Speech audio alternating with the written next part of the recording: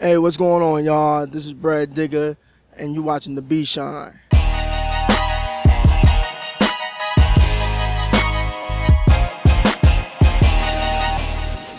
I grew up in the '70s, and I grew up with like Grandmaster Flash, African Bambaataa, Run DMC, the Fat Boys. So they inspired me to get into it. And then when the '80s came, like when Rakim and Big Daddy Kane came out, I was more interested in wanting to get in the business because I could see it was a lot of fun. It was a lot of entertainment. They like performing. I love performing, so that's what got me into this music business. It was a pay-per-view that Russell Simmons had did, where it had Run DMC, Onyx, Silk, The Boss, who was from LA, and like a couple other groups. Oh, and Redman. And I ran with the Twins, that's his DJs, back in the days in junior high. And that was like the most time for me ever meeting the whole group of Run DMC. Like I used to meet Jay like up at Def Jam. I used to see DMC at other parties, but I never seen the Reverend. And that was like the awesome night for me because I was a big Run DMC fan. So, we took a lot of pictures, we talked. We got to know each other a little bit better, so that was my best moments of hip-hop right there.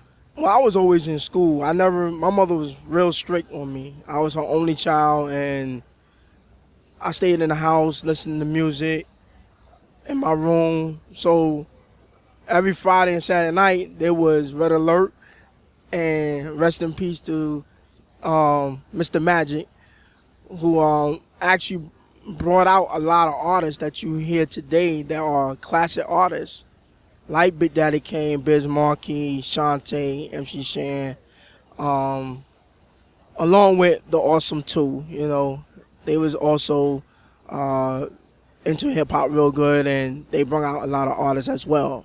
One of us is from Queens, and the rest of us is from Brooklyn, from Bed-Stuy, and me and Gravedigger, we actually met in the studio with a guy named Frank Nitty that was managing me, and he started managing him.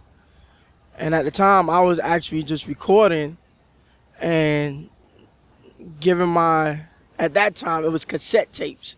There was no CDs, it was cassette tapes. So, 4 of my best songs on cassette tape, and I went away to college. So, we made a pact that, if one of us get a deal, we'll put the other one on. But when I came back in '93, November 26th, on Thanksgiving Day, found out that we had a deal with Def Jam, and that was more exciting for me because at that time, between Def Jam and Cold Chillin' was like one of the two labels you would want to be on, because you had everybody that rapped on one label and then another record label that rapped on another label. So that was the most memories I had with the group, us being signed and, just trying to make good music, something different. Well, my mother always had something to say about me doing music. She, like every other parent, oh, it's just a bunch of noise, they ain't really talking about nothing. So, but my father, who was a jazz musician who did a couple albums, with his group. My dad played the saxophone. All my brothers and sisters on my father's side, we all very into instruments. I'm more on the drums and, stuff like that. So I followed my dream because of my father. My father had actually taught my mother into letting me stay out late nights, explain to her about the business, like he gonna be staying out late nights recording, he gonna be doing certain things, so don't worry, as long as he check in with you, you'll be fine. When the group got let go from Def Jam in '95, everybody split up, so I still was afloat because I had a lot of friends that were still doing music, still going on tour, and they would ask me, do I want to go on tour with them and make a couple, dollars, and, if I'm not busy or anything. So I took that opportunity to do something by myself that I didn't do with the group. Besides us going on promotional tours to promote the album, it wasn't nothing else after that. I got the chance of being in like 2 movies. You know, that was like a bit experience for me. I never took acting lessons. I had the opportunity to work with Joseph Grant and my man Dana Dane. Dana called me up, told me to come on the set, and they basically took me through the ropes of what I had to do. And after that, it started with another film, you know, another director, my man Joe, who directed this movie called God Made Dirt. So y'all need to check that out.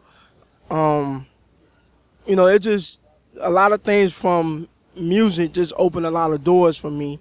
You know, as far as getting to know different promoters from different cities, just experiencing with other artists, either artists that I grew up on that I'm still fans of today, and sometimes I get blanked out because I see another side of me standing next to somebody that I used to listen to on the radio all the time, and I'm standing right next to them. So it's kind of amazing that this trend got me into to focus and learn about the business and to be with the monster ones that I grew up on their music. It's a blessing.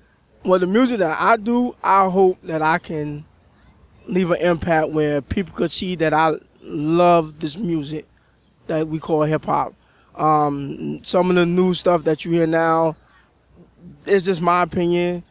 It's nothing against the other artists out there. I think they're great artists. They have, you know, good potential, but it's not hip-hop to me. I don't even listen to the radio like that. So I hope the music that I'm still going to continue doing, or that if me and the group decide to work together again, we do together, we can leave an impact where people can say, okay, this is real hip-hop, and we can still focus on doing good music and bringing that good feel music to people who love to dance, and there's no drama when you're going out partying and stuff like that, and there's no interaction or fighting and anything. And another thing is that a lot of other artists, you know, support each other. And I think that's the main key. A lot of artists these days, they don't support each other, and they trying to outdo each other in this business. And it's not about outdoing each other. It's about building where we could take everybody that we love and people that they love to come into this business. There's so much opportunities that you can do in this business that you could venture off. It doesn't have to be music. You don't have to be a rapper or a singer. You could be a producer. You could be a writer. You could play an instrument. Somebody can get you into movies. So there's a lot of opportunities. So I think that's the legacy that I want to leave behind, you know, for my kids to follow behind my footsteps.